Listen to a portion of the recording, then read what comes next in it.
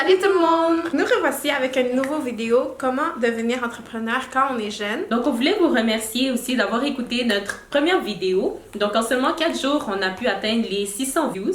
Merci beaucoup pour tous ceux qui se sont abonnés, qui ont like, qui ont share. Un énorme merci de notre part.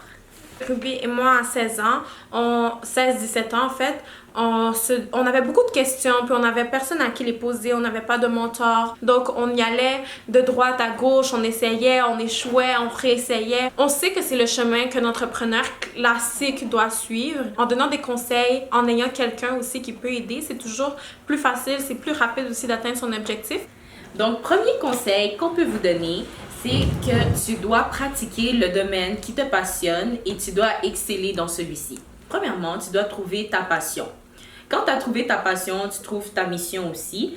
Et ensuite, tu dois exceller. Nous, au début, on aimait beaucoup la beauté, donc les photos, le maquillage, les vêtements.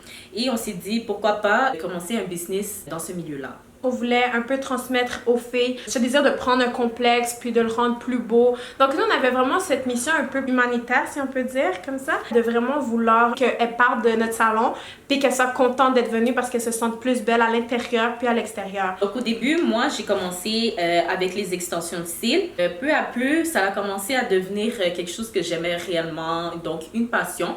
Je peux vous le dire, au début, j'étais pas bonne. Comme dans tout ce qu'on commence, dans tout ce qu'on entreprend, au début, on n'est pas le meilleur.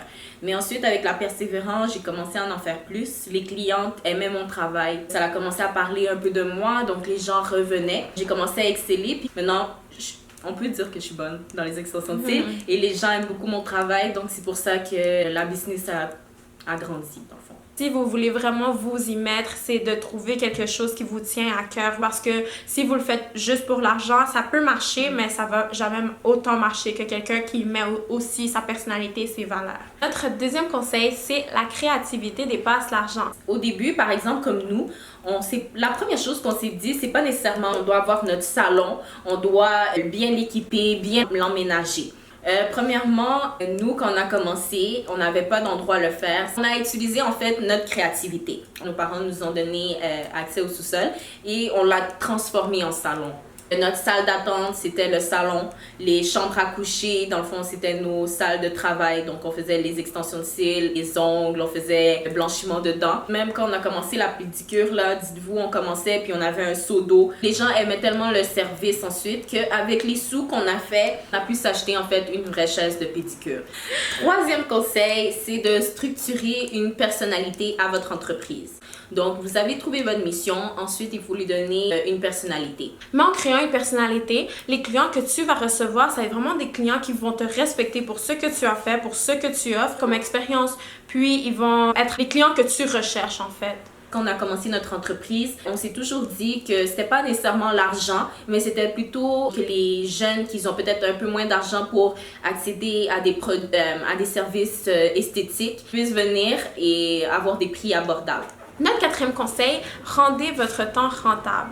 Prendre les intérêts que tu as, par exemple la lecture, Netflix, les réseaux sociaux même, puis les rendre signifiants. Alors dans le fond, si tu aimes Netflix, regarde des émissions concernant l'entrepreneuriat. Donc par exemple, il y a des émissions comme Shark Tank qui vont non seulement te divertir, mais aussi t'inspirer. Les gens, souvent, ils vont dire « je veux pas commencer l'entrepreneuriat parce que j'ai pas le temps, je dois étudier et tout. » Mais dans le fond, on a toujours le temps. Le temps, c'est pas une excuse et tout. Ouais. Regardez qu'est-ce que vous faites dans votre vie quotidienne et remplacez certaines mauvaises habitudes par de meilleures habitudes aussi. Et c'est toujours aussi se fixer des petits objectifs comme par exemple, nous à chaque semaine on se dresse une liste. Alors on a nos objectifs en tête, on trouve toujours des petits temps libres pour les combler. Aussi c'est important que quand tu te lances en entrepreneuriat, tu peux pas être entrepreneur à temps partiel. Donc, qu'est-ce que je veux dire par là, c'est que tu dois étudier dans l'entrepreneuriat. Si c'est avoir ta propre entreprise, focus sur ça. Je sais que c'est difficile. Raquel peut donner sa propre expérience aussi. J'avais 2 plans. Le plan A, celui que j'aimais le plus, puis le plan que si ça ne marche pas. Mais qu'est-ce qu'il faut jamais se dire, c'est si ça ne marche pas.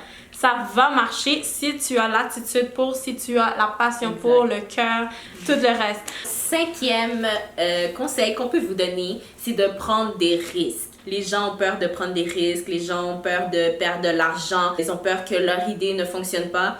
Mais dans le fond, c'est totalement normal au début de ne pas faire des profits. Prendre des risques, nous, honnêtement, on n'avait pas ce côté-là. Puis c'est plutôt mon père qui nous l'a transmis. Un jour, quand il nous vient, il nous dit « Ah, j'ai trouvé un local de 1200 pieds carrés avec tel montant de loyer. » On était comme « Ben non, c'est impossible. On va jamais y arriver à payer le loyer. » On le fait.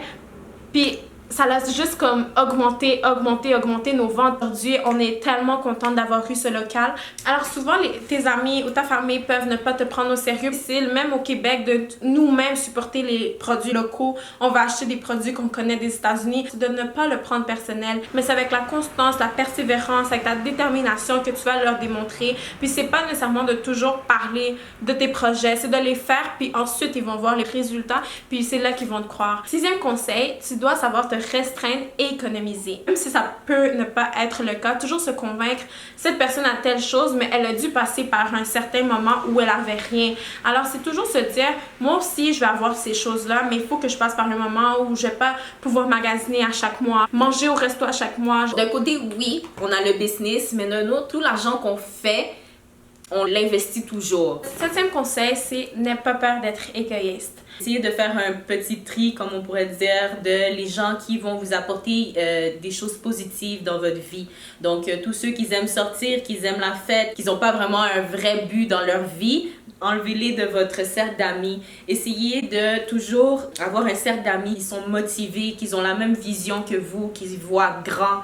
Donc, le plus important, c'est de voir grand et d'être très ambitieux. Donc, entourez-vous de ces personnes-là. Et au début, les gens de ton entourage, ta famille, tes amis, ils vont penser que tu les délaisses parce que tu travailles beaucoup sur tes projets. Mais tu dois penser à tes projets, tu dois penser s'ils veulent embarquer, alright, mais c'est juste de montrer tes priorités. Le 8e conseil, c'est fais du réseautage partout où tu vas. Ça, c'est important. Tu sais, des fois, c'est les personnes que tu vas t'en attendre le moins qui vont t'en rapporter le plus. Donc, aie pas peur de parler de tes projets. Les gens vont te donner des conseils, même des nouvelles idées qui vont agrandir ta business. Moi, je me rappelle à l'école, je parlais souvent de mon business, puis les gens me disaient « Ah, mais tu préfères ci, ah, mais ce serait nice si tu fais ça. » Donc, ça me donnait des idées aussi, là. Puis, tu sais pas, les gens vont des fois te référer à d'autres personnes, puis tu vas te faire des meilleurs contacts. Donc, aie pas peur de parler de tes idées, même s'ils sont pas complètement finalisés. 9e conseil, donc tu dois prendre du recul sur toi-même.